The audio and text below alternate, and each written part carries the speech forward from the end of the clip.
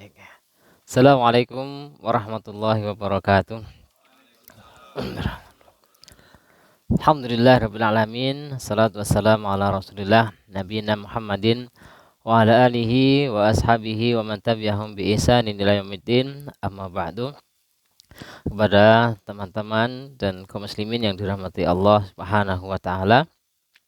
Alhamdulillah, puji syukur kita panjatkan kehadirat Allah Subhanahu wa taala atas limpahan nikmat-nikmatnya kepada kita, sehingga alhamdulillah pada malam hari ini kita bisa tadarus Al-Quran, dan kita lanjutkan untuk kajian kita dari kitab Himpunan Putusan Tarjih Muhammadiyah. Malam hari ini kita akan bahas tentang al-istinja atau istinja. Salawat serta salam semoga tercurahkan kepada junjungan kita Nabi Agung Muhammad Sallallahu Alaihi Wasallam. Teman-teman dan kaum muslimin yang dirahmati Allah, pada kesempatan kali ini mari kita lanjutkan dari pembahasan kita sebelumnya, yaitu bab izalatun najasati. Telah kita sampaikan, kita ulang sekilas ya, yaitu bab menghilangkan najis. Jadi ini perkara yang sangat penting. Kenapa sampai diperinci sedemikian rupa? Karena najis ini, teman-teman yang dirahmati Allah, menjadi sebab seorang sholatnya tidak sah ketika baik itu badan atau pakaian atau tempat yang akan kita gunakan untuk sholat masih ada najis, maka ibadah ataupun sholat yang kita lakukan menjadi tidak sah. Maka tata cara membersihkan najis yang pertama, ya, wa mata asabatin najasatu ba'da badanika aw thiyabaka aw musallaka faghsilhu anha. Jadi sangat sederhana, ketika anggota badan atau pakaian kita terkena najis, maka hendaknya dibersihkan dengan cara mencuci dengan air. Dicuci, digosok ya. Maka dengan demikian akan menghilangkan najis tersebut ya. Kemudian adapun ketika membersihkan dari bekas, di sini disebutkan bekas karena misalnya darah haid ya, maka di sini disebutkan hendaknya dibersihkan sampai hilang sifat-sifat dari najis itu, seperti warnanya ataupun baunya. Wa yu'fa baqa'u athariha min ahadi awsafiha. Dan kemarin sudah kita bahas, adapun untuk bekas dari darah haid, maka ketika sudah dibersihkan kok kemudian tidak hilang warnanya, maka hal ini termasuk yang dimaafkan, ataupun najis yang bukan najis ya, tapi sesuatu yang dimaafkan sehingga tidak menghalangi ketika digunakan untuk sholatnya tetap sah. Adapun wadhah baulal ghulam, bagaimana membersihkan air kencing dari anak laki-laki yang belum makan. Ini termasuk najis, tapi termasuk najis yang mukhaffafah, atau dalam bagian najis itu termasuk najis yang ringan, yaitu dengan cara apa? Yaitu dengan memercikkan bagian yang terkena najis tadi sampai basah. Jadi tidak perlu mencucinya. Kemudian yang terakhir, membersihkan najis dari sebab air liur anjing, yang ini disebut dengan najis mughladhah, yaitu dengan cara apa? Dengan membersihkan 7 kali, yaitu mencuci sampai 7 kali, ihdahunna biturab, salah satunya dengan debu. Jadi kalau misalnya pakaian ataupun bejana ya terkena air liur anjing, maka membersihkannya mencuci sampai 7 kali, salah satunya dengan debu. Dan disebutkan dalam hadis aulahunna au akhirhunna. Jadi di depan atau diawali dengan debu dulu, baru yang 6 kali dengan air atau sebaliknya. Tapi yang lazim tentu ketika terkena najis air liur anjing tadi, yaitu dengan cara mencuci dengan debu dulu, baru setelah itu dicuci dengan air sebanyak 6 kali. Nah ini teman-teman dirahmati Allah, menghilangkan najis ya, sehingga baik itu pakaian ataupun badan kita, tempatnya dipastikan sudah terhindar dari terbebas dari najis. Kemudian masih di bab yang berkaitan dengan itu, yaitu al-istinja. Ya, ini al-istinja wastanji bilma. Nah, istinja yang pertama adalah bersuci atau menghilangkan najis dengan air. Nah, jadi menghilangkan najis dengan air dengan cara mencucinya. Nah, sebagaimana hadis dari Anas radhiyallahu anhu qala, ya. Kana Rasulullah sallam yadkhulul khala fa ahmilu ana wa gulam nahwi idawatan min ma'in wa anazatan fayastanji bil ma, muttafaqun alaih. Hadis dari Anas radhiyallahu anhu, ya. Anas ya banyak meriwayatkan, ya, Anas bin Malik. Ini salah seorang sahabat yang tinggal bersama Nabi, sehingga tentunya Anas ini banyak berinteraksi dengan Nabi dan juga termasuk sahabat yang banyak meriwayatkan hadis. Anas menceritakan bahwasanya Rasulullah SAW satu ketika masuk ke jamban. Jamban ini, ya, tempat atau kamar mandi. Fa ahmilu ana wa gulam nahwi idawatan min ma. Maka kata Anas, maka aku bersama anak yang sebaya denganku membawa air dan tongkat. Maka Nabi SAW beristinja dengan air. Fayastanji bilma. Nabi menghilangkan ataupun menghilangkan najis dengan air. Nah, ini maka ketika menghilangkan najis dengan air dinamakan dengan istinja. Au bisalasati ahjar, atau beristinja menghilangkan najis dengan menggunakan 3 batu. Nah, jadi ini teman-teman dirahmati Allah, alternatif, ya, karena kadang kondisi tertentu kita tidak mendapati air, padahal baik itu badan ataupun pakaian kita terkena najis, maka bersihnya dengan apa?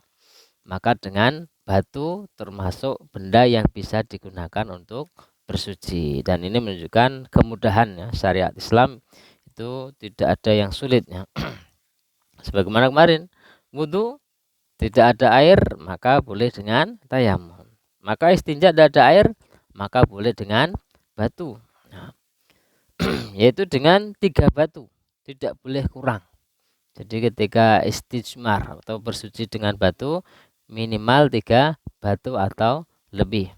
Hal ini diriwayatkan hadis dari Aisyah, anna Nabiyya sallallahu alaihi wasallam idza dhahaba ahadukum ilal ghaid falyastatib bi thalathati ahjarin fa innaha tujzi'u anhu.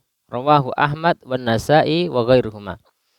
Hadis dari Aisyah bahwasanya Nabi sallallahu alaihi wasallam beliau bersabda, idza dhahaba ahadukum, apabila salah seorang di antara kalian dhahaba ilal ghaiti, jadi pergi menuju ke jamban. Al-ghaid ini tempat atau kamar mandi, ya.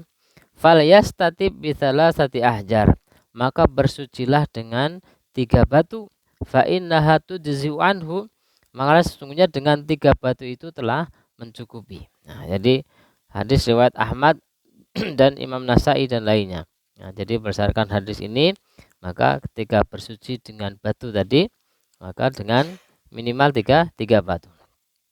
Kemudian hadis dari Salman, qalat nahana Rasulullah sallam an nastaqbilal qiblata bi ghaitin aw baulin aw nastanji bil yamin aw nastanji bi aqal min salasati ahjar aw an nastanjiya bi raji'in aw bi azmin. Rawahu Muslim.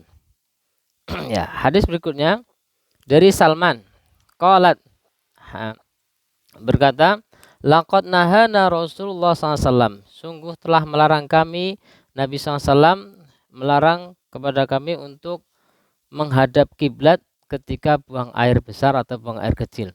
Nah, jadi termasuk ini adalah adab, ya. Jadi ketika buang air hendaknya menghindari menghadap ke kiblat. Dan umumnya kalau kita lihat sekarang toilet atau kamar mandi, ya, rata-rata sudah terkondisikan menghadap ke utara atau ke selatan. Kalau misalkan nggak ada yang lain, sementara kita harus buang air di kloset yang di situ menghadap ke barat, ya, membelakangi atau menghadap, maka dalam catatan yang lain ketika itu sudah di tempat tertutup maka tidak mengapa, tidak apa-apa. Tapi insya Allah umumnya kamar mandi sekarang ini sudah terkondisikan, yaitu menghindari dari menghadap atau membelakangi kiblat. Kemudian Nabi SAW melarang kami untuk beristinja dengan tangan kanan. Nah, jadi kalau bersujud cebok, Nabi melarang dengan tangan kanan, harus tangan kiri. Au nastanjiya bi aqal min salasati ahjar. Nabi juga melarang kami untuk beristinja kurang dari 3 butir. Jadi beristinja dengan batu kurang dari 3 butir. Kemudian yang terakhir, au nastanjiya bi roji'in au bi azmin. Nabi juga melarang kami beristinja dengan roji'in au azmin, itu artinya kotoran atau dengan tulang. Jadi tidak boleh ya, kotoran kok untuk bersuci. Misalnya kotoran apa yang keras ya, menyerupai batu. Nah, atau misalnya apa namanya, kotoran unta yang sudah ngeras itu ya. Maka ketika mau untuk bersuci pastikan ya, ini bukan kotoran, ini batu ya. Nah, hadis riwayat Muslim. Ini hadis tentang beristinja dengan batu. Au nahwihima ghairu azmin au raji'in. Ketika bersuci dengan batu boleh diganti dengan yang lain yang memiliki sifat-sifat yang hampir sama. Nah, dan yang dilarang adalah azmin au raji'in, yaitu bersuci dengan tulang dan kotoran. Sebagaimana riwayat hadis sebelumnya ya, tadi sudah kita sampaikan bahasanya bersuci dengan batu minimal 3 batu, dan ini boleh diganti dengan yang lain. Yang lain itu apa? Satu benda yang memang punya sifat bisa membersihkan. Contohnya sekarang apa? Tisu. Nah, jadi kalau kita di hotel ataupun di tempat-tempat umum itu kadang tidak disediakan air, tapi yang tersedia adalah tisu. Maka tisu termasuk bahan yang bisa digunakan untuk istinja, menghilangkan najis. Cara penggunaannya ya sama, yaitu diusapkan di bagian tempat yang terkena najis dan 3 kali. Sebagaimana halnya ketika bersuci tadi dengan batu 3 kali, maka ketika dengan tisu pun juga sama ya, 3 kali sampai bersih ya. Dan tidak boleh menggunakan benda-benda, yang pertama tadi adalah kotoran, yang kedua tulang, dan yang ketiga termasuk juga dilarang dengan barang yang berharga. Barang yang berharga itu apa? Ya misalnya uang kertas, ini tidak boleh ya, karena itu sesuatu yang berharga, maka tidak boleh digunakan untuk bersuci. Nah, kalau daun ya, sebenarnya kalau misalkan itu nggak ada pilihan lain, yaitu bisa ya. Ataupun kertas ketika tidak ada, maka tapi yang paling utama tentu ketika ada tisu, maka dengan tisu tadi. Kemudian hadis yang terakhir, hadis dari Salman qala amarona yakni Nabi SAW alla naktafi biduni salasati ahjar laisa fiha raji'un wala azmun. Ini sama, ini sebagai penguat tadi ya, bahwasanya kami diperintahkan oleh Rasulullah SAW agar jangan mencukupkan batu yang kurang daripada 3 buah. Jadi Nabi melarang agar ketika beristinja dengan batu kurang dari 3. Dan Nabi juga melarang bersuci dengan kotoran maupun dengan tulang. Ya, ini. Baik, ini teman-teman dirahmati Allah, pembahasan mengenai istinja ini juga perkara yang sehari-hari sudah kita lakukan. Prinsipnya ketika bersuci atau menghilangkan najis, ketika ada air maka dengan air itu lebih utama. Kenapa? Karena dengan air itu lebih bersih. Nah, karena kita ya sudah lebih bersih, sudah lebih mantap ya. Maka kalau misalkan ada airnya sedikit, kemudian ada batu, artinya kalau mau menggunakan dua di antara batu dengan air, maka bersihkan dahulu dengan batu, baru kemudian disiram dengan air. Nah, kalau mau dua-duanya ya. Tapi kalau sama sekali tidak ada air, maka boleh dengan batu dan minimal tiga batu.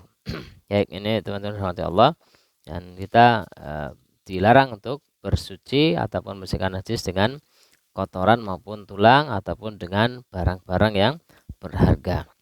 Baik, demikian teman-teman dirahmati Allah, pembahasan malam hari ini tentang istinja. Mudah-mudahan bermanfaat ya. Nah, ada yang mungkin ditanyakan teman-teman? Ya, monggo. Mm,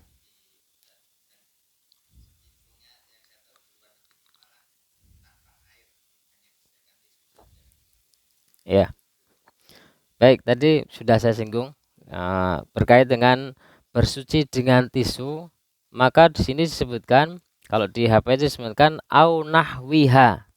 Nah, boleh mengganti dengan yang semisal dengan batu, artinya satu benda yang bisa digunakan untuk bersuci.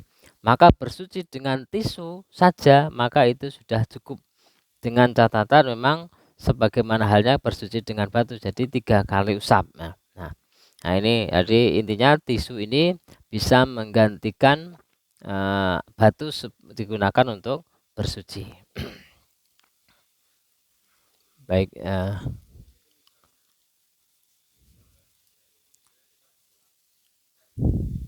boleh. Pipet air itu ya, ya. Ya, jadi ketika kondisi air terbatas, maka bersihkan dulu dengan tisu, baru kemudian diakhiri dengan air. Nah, itu lebih aman. Jadi beda. Jadi maka sebenarnya tadi kalau batu kan ada 3 batu. 1 kali usap, terus buang sampai 3 kali. Begitu pula tisu juga 1 kali gunakan, kemudian ganti lagi sampai 3 kali.